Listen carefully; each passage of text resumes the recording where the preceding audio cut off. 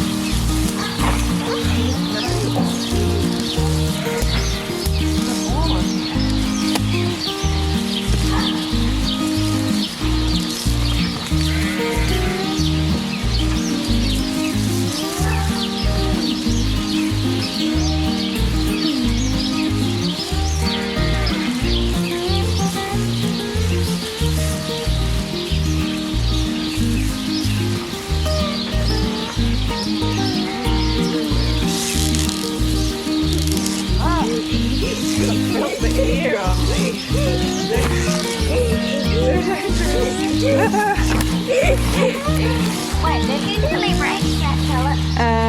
No, I think it was a stick.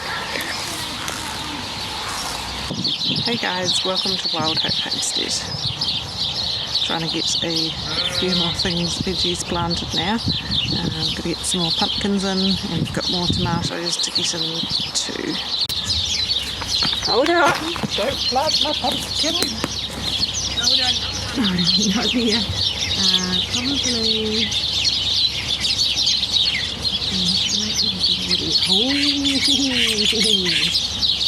Oh, the big wood, Mummy. Little plant. You can dig it here.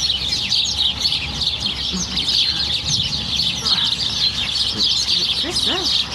Oh, put it in the pot. Yeah, you've got the rich good root.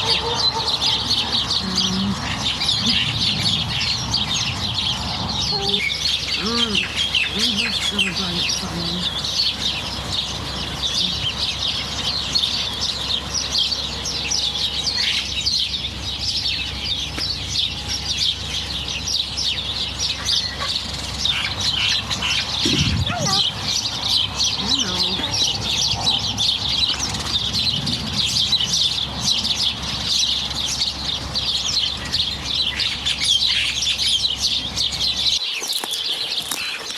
So, well, you haven't got your scissor license, Scarlett. Come on. Okay. So we got one pumpkin. Oh dear. Oops. Oh dear. Okay.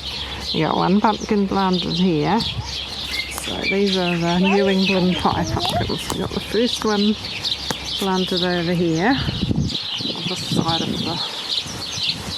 the greenhouse frame, and then I've got one over this side, in the corner. And then this one, well, it's a bit tricky because ideally I would have planted a bit further out away from the frame, but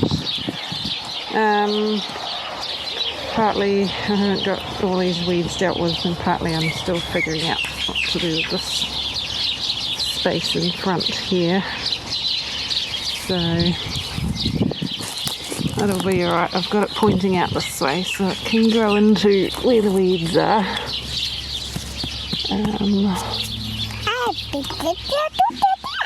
Did you do that, did you? Yes. Okay.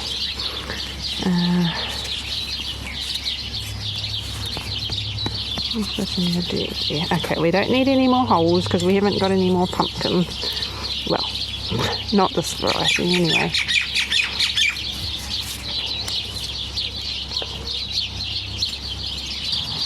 Now I'm in the raised bed garden planting my weeny little pumpkins, which may or not actually be weeny little pumpkins because I've been struggling to keep them pure. The pumpkins cross-pollinate very readily with other ones of the same species, so I've been trying to get back to, or I saved a lot of different seeds from different ones, and most of them have been cross-pollinated. The trouble is I keep forgetting to cover the flowers so that they don't get, and pollinate them by hand so that they don't get cross-pollinated with other things. So we'll see what these ones turn out like anyway. They are weedy little plants. They only need about 75 centimetres, a square of 75 centimetres on each side space. They grow kind of more as a bush than a trailing pumpkin, so I mean, I don't know if these ones will behave or not, but we'll see how we go. So I've got 3 spaced along this bed here. This is one of the bean beds, so the beans are over there. See, some of them are coming up good now. There's a line of the climbing beans. I need to let the strings down, and then bush beans over the other side. So when you're planting pumpkins, something to remember is, well, these ones have gotten a bit bigger now, and cucumbers as well, anything in that family, squashes, cucumbers, loofahs, gourds. You want to plant them so that the first true leaf is planting in the opposite direction that you want it to grow. So these 2 leaves here, these are the first seed leaves or cotyledons, and they're usually quite roundy or oval in most kinds of plants. And then you have the first true leaf, which is like the normal kind of shape of whatever plant that is. So that's the first true leaf there. So when it looks more like this, when it's little, it's tempting to plant it so that this big leaf is in the direction that you want it to grow. Like, I want these to grow that way because I'm planting them near the edge of the bed. So it's tempting to plant it that way, and sometimes I forget to check as well. But the stem is actually going to come out in the opposite direction from that. So like this here, this is the second true leaf, and the stem is starting to grow that way. So you want to point it so that the first true leaf is pointing towards me, and the stem's going to grow out that way into the garden.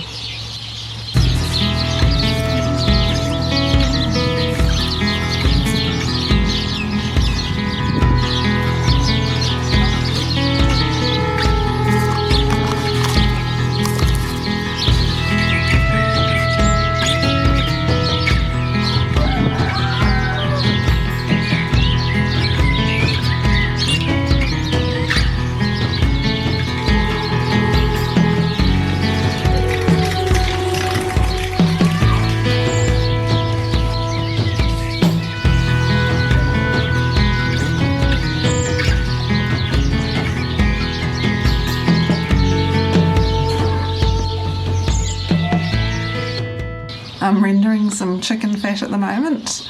When I butcher chickens, I save the fat from them if they're old enough to have a decent amount of fat, and I just put it in packets into the freezer until I'm ready to render some, because it's all kind of, you know, like thick globby fat when you put it into the freezer when it's fresh. You need to get it down to like a liquid state, and then cool it down to be able to use it in cooking like an oil or a fat. So I've got it cooking on high in the slow cooker. You can also do it in a pot. Similar to lard, except it's easier because you don't have to chop it into tiny pieces. You just chuck it in there and it's basically kind of like melting it. So anything that doesn't melt down or any kind of solid bits will get strained off. I'll put it through a cheesecloth or muslin cloth, and it can just go into a jar to be in the fridge to use for cooking.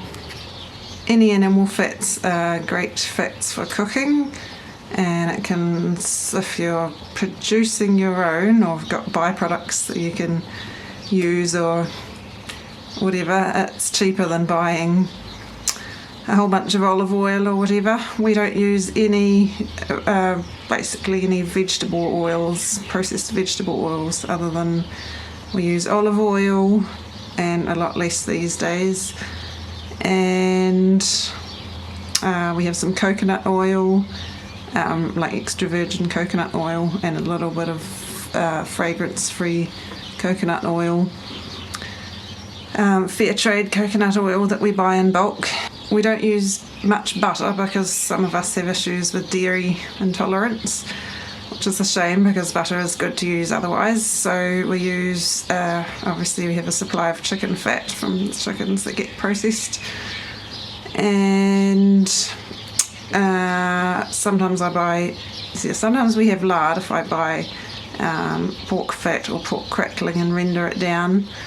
We do buy beef dripping sometimes, but for the most part these days we're using chicken fat and then fat that's left over from skimmed off bone broth that I make, either chicken or red meat bone broth, or fat that's saved from like roasting different meats or anything like that that's kind of like a byproduct. We make use of that for our cooking. And there's more bone broth cooking.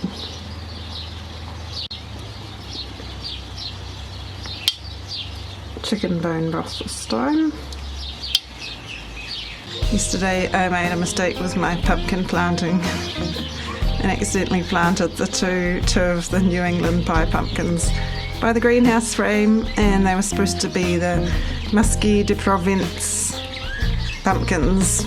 So now the New England pie pumpkins are supposed to be out in the front plot with the other two New England pie pumpkins. So now I have to go and dig them up and put them in the right place. But at least I remembered now. I remembered last night, but I just haven't had time to do it yet. Thanks for joining us in today's vlog, guys. Choose to grow hope, and we'll see you next time.